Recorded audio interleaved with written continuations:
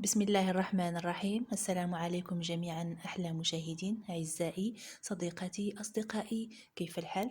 نتمنى تكونوا مزيانين وتلقاكم هذا الفيديو في أحسن الأحوال. أمسية سعيدة للجميع. في الفيديو ديال هذا النهار غتشوفوا معايا واحد الأثاث صورته من إيكيا. اليوم غنديروا جوله في ايكيا وغادي تشوفوا معايا بزاف ديال الاشياء زوينين. دي كنابي، الافرشه، يعني اي حاجه احتاجيتوها كتلقاوها في ايكيا. بالنسبه للناس اللي عندهم هذا المحل هذا في المدن ديالهم، وغالبا كيكون في المدن الكبرى.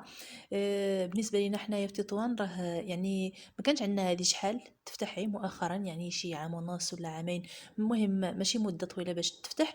وبغيت ندير جوله في هذا المحل هذا ونشارك معكم هذه اللحظات، وشوفوا معايا هاد الافرشه وهاد الاشياء الجميله اللي كتواجد في هذا المحل هذا. وانا متاكده غادي يعجبكم بزاف لانه شي حاجه راقيه، شي حاجه كلاس، شي حاجه مزيانه، يعني شي حاجه زوينه غزاله باش تكون عندنا. بالنسبه للناس اللي في الاستطاعه ديالهم يشريو من ايكيا. وكاينين حاجه رخيصه وكاينه حاجه المتوسطه وكاينه حاجه الغاليه، وكل واحد والجهد ديالو، كل واحد والجيب ديالو. المهم انا صورت لكم هذا الفيديو.